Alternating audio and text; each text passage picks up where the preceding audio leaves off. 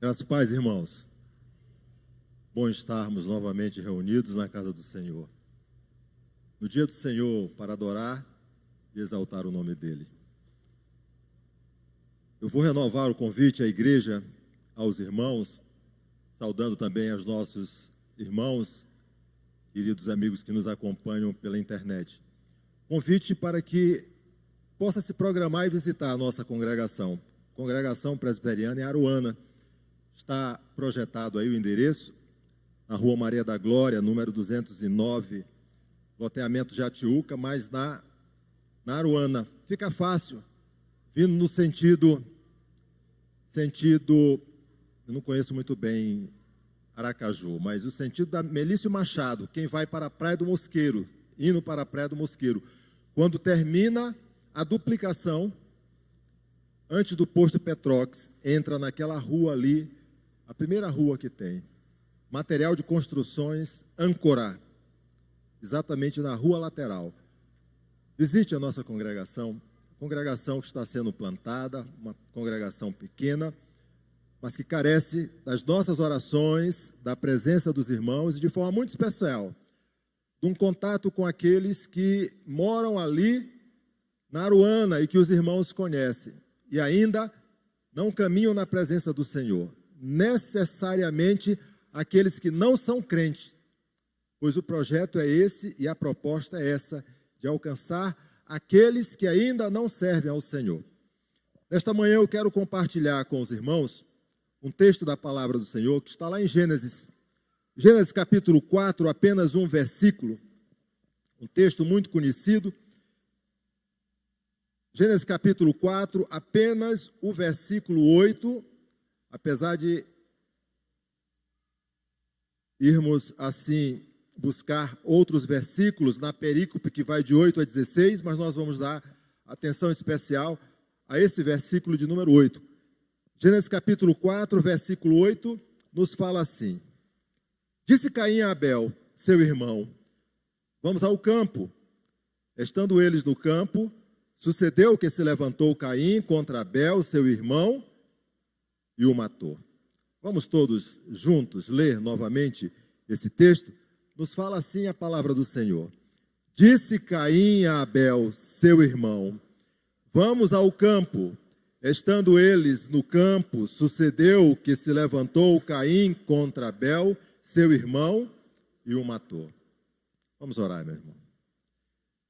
Nosso Deus e nosso Pai, nós nos alegramos, pois o Senhor nos trouxe à tua casa, com alegria, com regozijo, com contentamento.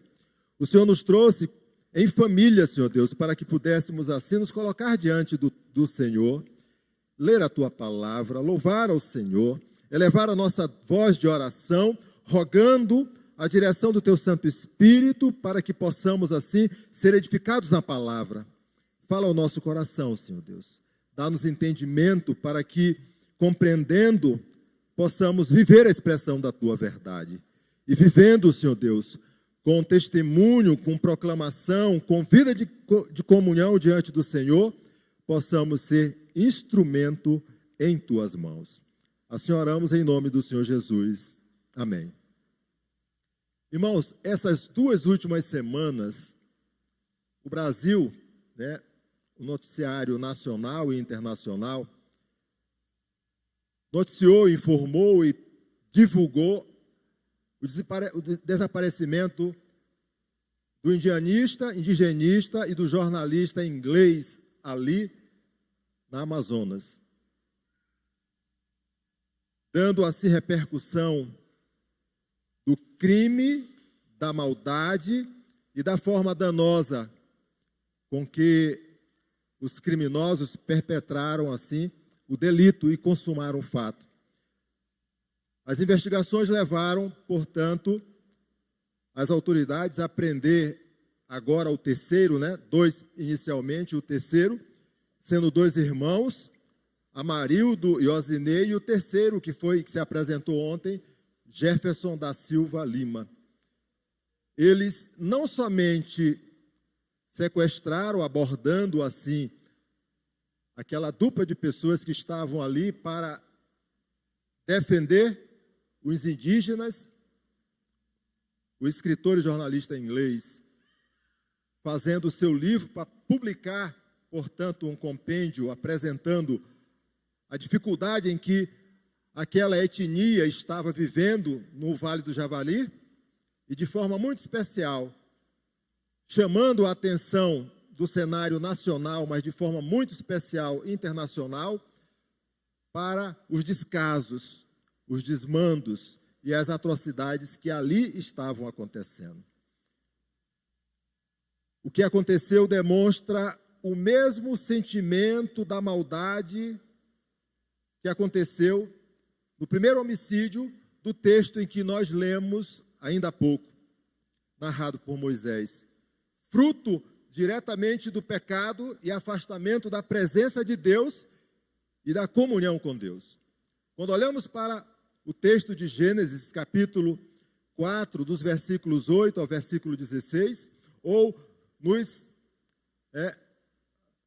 versículos anteriores, nós temos a dimensão daquilo que o escritor, que Moisés, dirigido pelo Espírito de Deus, nos fala de forma muito clara.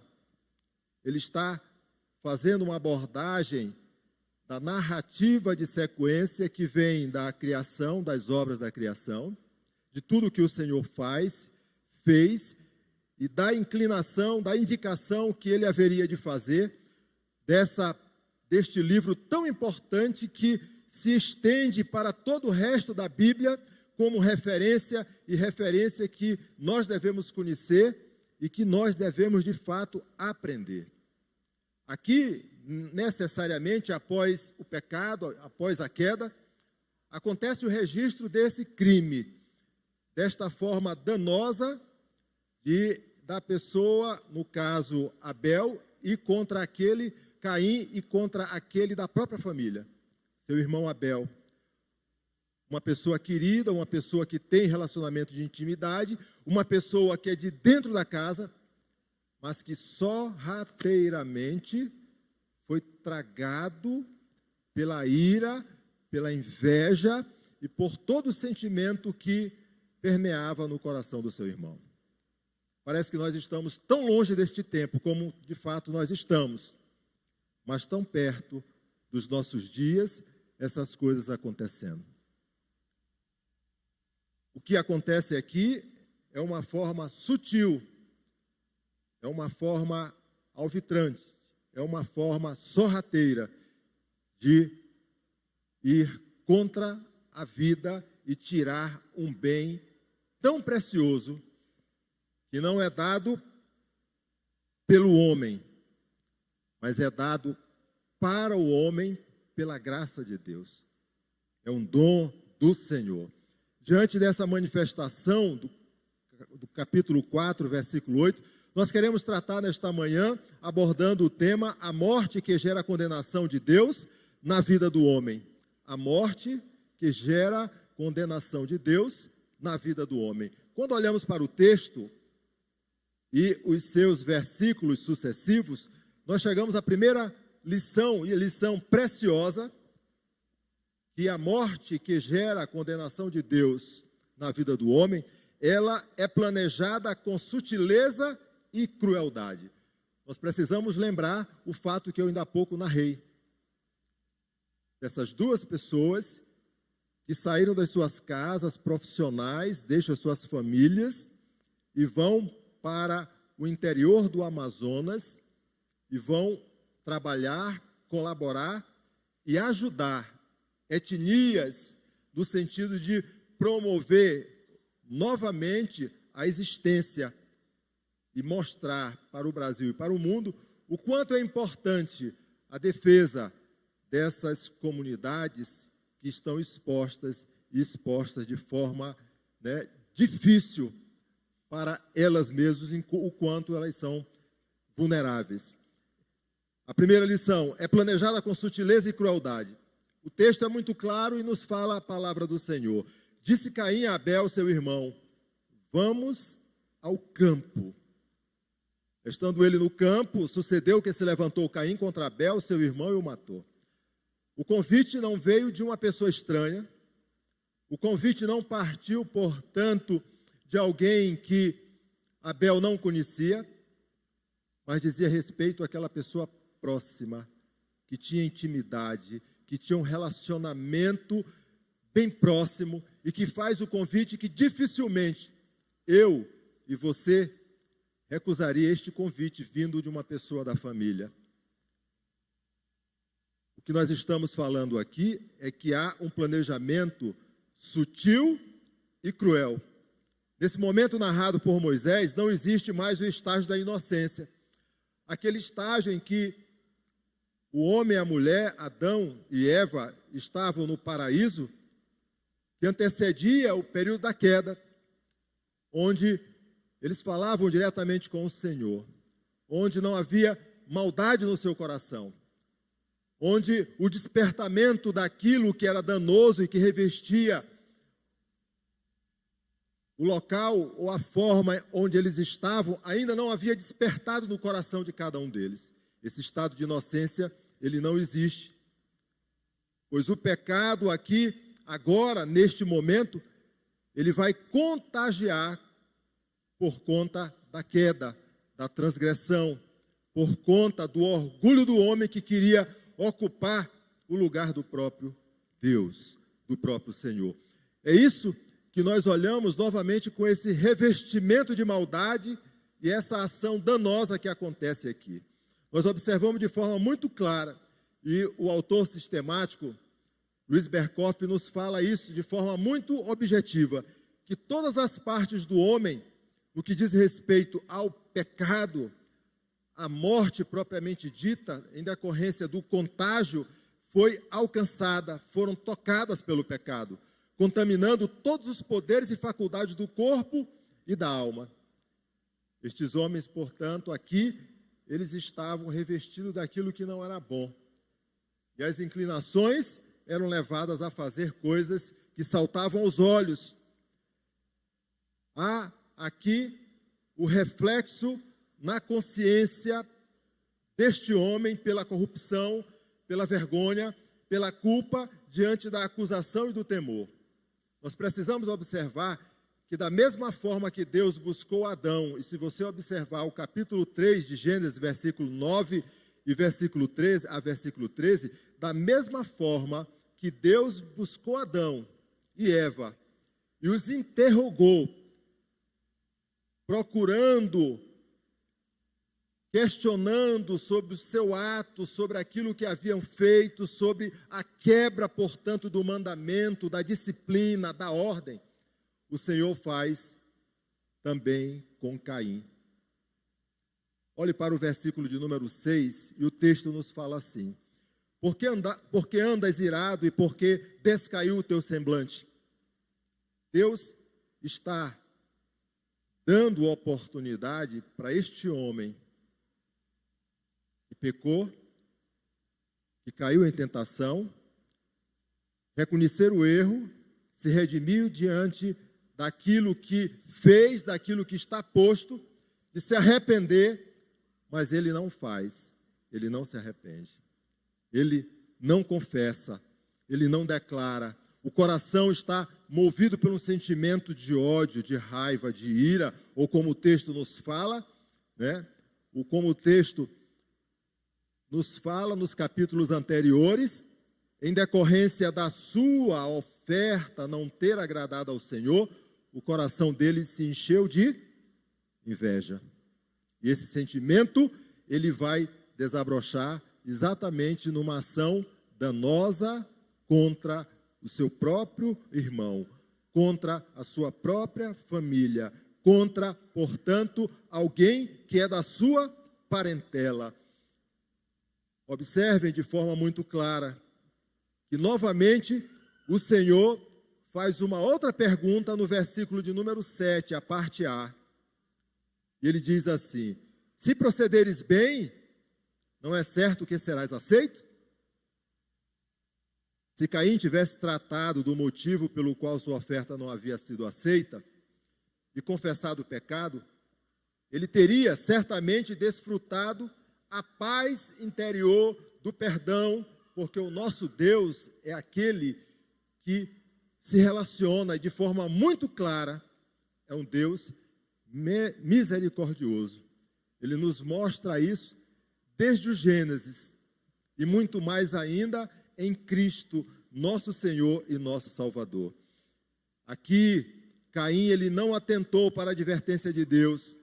No versículo 7, a parte B, o texto nos fala: se todavia procederes mal, eis que o pecado jaz à porta, o seu desejo será contra ti mesmo. Mais uma vez ele teve a oportunidade e não fez, o coração estava endurecido. E a última parte do versículo 7, ele conclui: cumpre a ti dominá-lo. Ainda assim, existe um alerta, já que nós estamos nessa mesma estrada e somos assim acometidos de ser tocados pela inveja, pela ira, pelo dissabor, e talvez expressar uma manifestação parecida ou semelhante com essa que aconteceu. O pecado de Caim não é incomum. Quando acrescentamos outros pecados à inveja, o caminho seguido será mais homicídios, mais guerras, mais destruição, mais vida de dissolução, mais maldade que vem e assola o coração das pessoas. Quando a inveja, irmãos, não é tratada, ela conduz ao ódio. E quando o ódio é alimentado, inspira o mal contra o objeto odiado. É isso que acontece na nossa caminhada. É isso, de fato, que está revestindo a sociedade de uma forma geral. A perversidade de Caim, apresentada de forma sutil, está tão viva no nosso meio quanto naqueles tempos remotos. Na década de 80, mais precisamente na cidade de Los Angeles, ali, um grande evangelista fazia muitas cruzadas. Billy Graham fazia muitas cruzadas evangelísticas. Estádios, praças ficavam lotadas de milhares de pessoas que queriam ouvir este evangelista falar sobre o plano de salvação do Senhor Jesus. Conta-se que, neste período, existia dentro do departamento, ou melhor, dentro do departamento da Polícia Federal norte-americana, uma atividade muito forte de combate ao tráfico de drogas. E um grande traficante estava sendo caçado, Mike Cohen, terrível por conta daquilo que ele fazia. Não somente o tráfico internacional de drogas, mas todos os seus desafetos, todos aqueles que tentavam levantar a voz, a bandeira, alguma atividade contra ele, eram exterminados. Com ele caminhava alguém que se chamava Jim Valls, uma pessoa mais nova, mas era o braço direito, aquele homem que fazia o trabalho de execução. A Polícia Federal norte-americana recrutou Jim Valls para que o Jim Valls pudesse, negociando com a justiça, sair da atividade criminosa. Eles foram e alcançaram ele, pois ele seria condenado certamente a uma prisão perpétua. E ele aceitou a negociação, mesmo correndo o risco de ser morto pelos homens de Mike Cohen. Conta-se que um dos agentes que caminhava com Jim Valls em muitos lugares para que ele pudesse apontar aqueles locais de tráfico de droga, aqueles locais de influência, convidou Jim Valls para ir numa dessas cruzadas evangelísticas que Billy Graham estava fazendo na década de 80 na cidade de Los Angeles. Eram milhares e milhares de pessoas. Esse homem sentou bem no final de uma daquelas fileiras gigantescas de pessoas. Em um determinado momento, quando Billy Graham falava sobre perdão e salvação em Cristo Jesus, as pessoas começaram a olhar para trás e se surpreenderam com aquele homem que eles tanto temiam. Agora estava caminhando na direção do pregador em prantos, se rendendo a Cristo Jesus. Quando nós olhamos manifestações como essas, nós lembramos do texto em que nós estamos falando, quando o nosso Deus está falando aqui a Caim sobre o mal que ele fez e a possibilidade dele se arrepender, se retratar, se redimir. Portanto, ele não faz. Dinvaus aproveitou a oportunidade e se derramou diante do Senhor, reconhecendo Cristo como Senhor e Salvador da sua vida.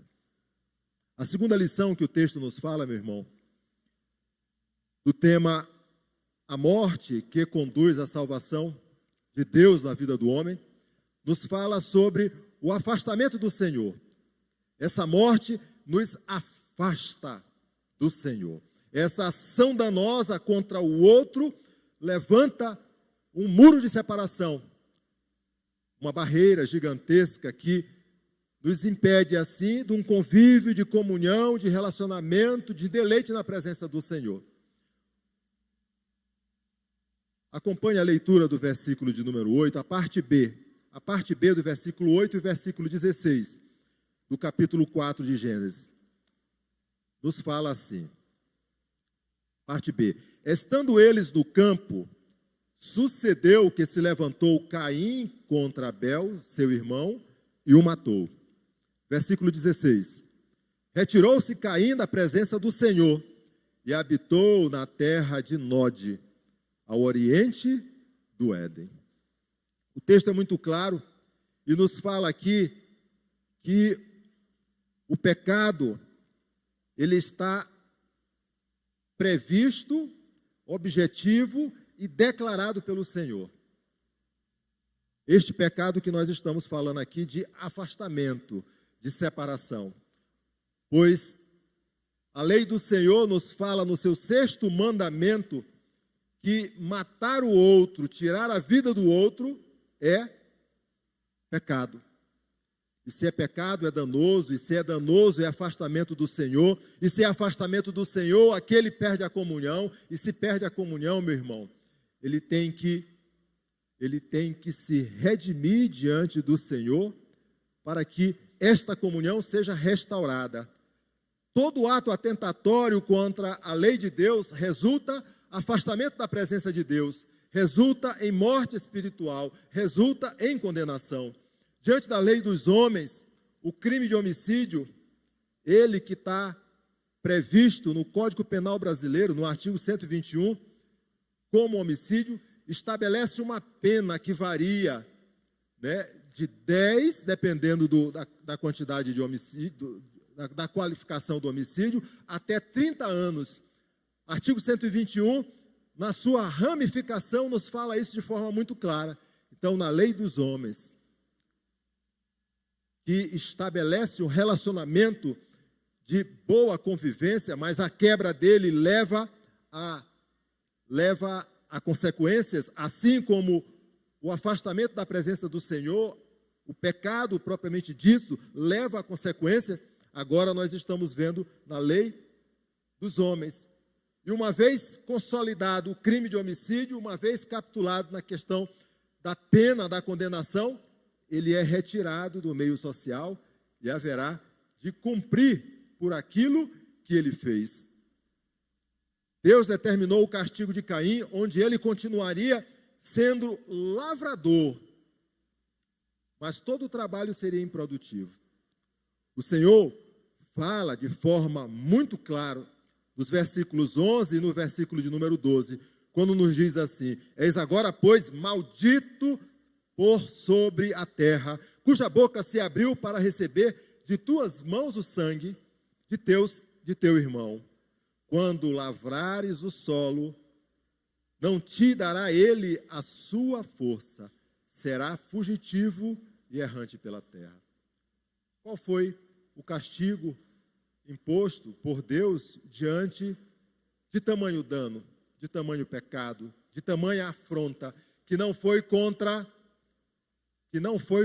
o seu irmão Abel, mas foi contra o próprio Deus, foi contra a própria lei do Senhor, foi contra a própria pessoa do Senhor. Esse homem agora, ele vai ser maldito. E aquilo que ele se botar, que ele se dispor a fazer, a plantar, vai ser, como nos fala o texto, improdutivo. E isso era demais, porque ele haveria de morrer. e morrer, se não fosse pela fome, morrer pela repugnância das pessoas, dos locais onde ele estaria. Ele pede ao Senhor, de fato, que ele morreria, e o Senhor coloca um sinal, um selo nele, para que ele não morra, para que onde ele chegue, de fato, as pessoas saibam quem ele é, e saibam também que o Senhor não deixará que isto aconteça. Novamente, a misericórdia no Senhor sobre a vida daquela pessoa. Ele não possuiria mais nada em caráter permanente. Caim ficaria infeliz e não saberia como corrigir essa maldição vinda do próprio Deus. Ele descumpriu a ordenância do Senhor. Quando nós meditamos na palavra, nós vamos ver de Gênesis a Apocalipse a instrução do Senhor da forma que o seu servo deve caminhar, viver diante da sua presença. Deuteronômio capítulo 6, dos versículos de 1 a 3, o texto é muito claro, Moisés falando ao povo de Deus, ao seu povo. Estes, pois, são os mandamentos, os estatutos e os juízos que mandou o Senhor, teu Deus, se te ensinasse, para que os cumprisse na terra que passas para possuir, para que temas ao Senhor, teu Deus, e guarde todos os seus estatutos e mandamentos que eu te ordeno, tu e teu filho, e o filho de teu filho, todos os dias da tua vida, e que teus dias sejam prolongados. Ouve, pois, ó Israel, e atenta em os cumprires, para que bem se suceda, e muito te multipliques na terra que mana leite e mel, como te disse o Senhor, Deus de teus pais. A instrução é uma só. A instrução é de obediência, é de fidelidade, é de submissão às verdades do Senhor, pois assim o povo estaria bem alimentado e conduzido, a ponto de não cometer danos como esse que Caim cometeu contra o seu irmão. Nós observamos que Paulo, nesse sentido, nos fala que se vivermos na carne, como Caim estava vivendo, nós caminhamos para a morte. Mas se vivermos pelo Espírito, certamente viveremos. Ele conclui em Romanos capítulo 8, versículo 14. Pois todos os que são guiados pelo Espírito de Deus são filhos de Deus. Qual a posição, portanto, em que nós devemos viver? Nós devemos viver segundo o Espírito. Nós devemos viver segundo o Espírito. E Paulo, ele fala muito claro isso quando ele recomenda, exortando o povo a não se embriagar com vinho que causa dissolução, mas que esse povo possa se encher do Espírito para estar bem edificado, ativo e caminhando cada vez mais na presença do Senhor. Caim, diante do seu erro, recebeu de Deus o castigo de se retirar de sua presença. É isto que nós lemos ainda há pouco no versículo 16. Retirou-se Caim da presença do Senhor e habitou na terra de Nod. Ele se afasta, portanto, ele é levantado este muro de separação, esta barreira, portanto, na presença do Senhor. Irmãos, é terrível quando alguém apostata da fé se rebela contra o seu Senhor e acontece isso que nós estamos vendo aqui. A igreja do Senhor tem que caminhar firme para uma mesma direção, para o mesmo propósito, para o mesmo objetivo. Cristo, nosso Senhor e nosso Salvador. E aí nós vamos observar várias referências na Bíblia, entre eles o apóstolo Paulo falando nesta caminhada de fé, como isso deve acontecer. Romanos capítulo 10, versículos 9 e 10, texto que deve estar decorado, vivo no nosso coração. Se com tua boca confessares Jesus como Senhor e em teu coração creres que Deus os ressuscitou dos mortos, serás salvos. Porque com o coração se crê para a justiça e com a boca se confessa a respeito da salvação. Qual a direção que nós devemos caminhar? A a direção do Senhor Jesus. Qual a alternativa que nós temos? Cristo, Senhor e Salvador da minha e da sua vida. Ao tempo em que a morte gera condenação diante de Deus na vida do homem, nos afastando do Senhor, a presença do Senhor na vida do crente representa comunhão, edificação na palavra, vida consagrada a Deus e santificação. Deixo assim 2 lições para a igreja nesta manhã preciosa. A primeira delas, meu irmão, ouça a voz do Senhor, que nos alimenta por meio da sua palavra. Ouça a voz do Senhor através da palavra do Senhor. Preciosa palavra que alcança sempre o propósito para o qual o Senhor a designa, que é viva e eficaz, que nutre o nosso coração e que nos fortalece para a caminhada de fé. A palavra que deve ser ensinada para os nossos pequeninos, pequenos, inculcando na mente e no coração, para que eles cresçam e conheçam de fato, a ponto de naquele tempo do juízo, meu irmão, do discernimento, eles possam continuar caminhando na presença do Senhor. A segunda lição, entregue a sua vida a Cristo. Nele estaremos sempre na presença do Senhor. Se você tiver que tomar uma decisão, se você tiver que fazer uma escolha, escolha estar na presença do Senhor. Escolha e queira estar na presença do Senhor. Não por obrigação, não por mero formalismo, mas por desejo do coração, por vontade de estar hoje na Igreja Presbiteriana, 12 de agosto, no domingo, em meio a tantos convites, a tantas oportunidades que poderiam ter. Pois aqui na igreja eu me alegro não somente pelo dia do Senhor, mas com tudo aquilo que eu estou ouvindo, com o louvor, com os meus irmãos que caminham também na mesma comunhão e adoram o mesmo Deus. As mortes do indigenista Bruno Pereira e do jornalista inglês Don Phillips geraram condenação de Deus para o pescador Amarildo, para o seu irmão Ozenei e para o outro que foi preso ontem, o Jefferson. Vão gerar condenação para eles, certamente, diante dos homens. Mas a morte do Senhor Jesus Cristo no Calvário, ela foi única e suficiente para dar vida a todos quanto o confessam como Senhor e Salvador. Ainda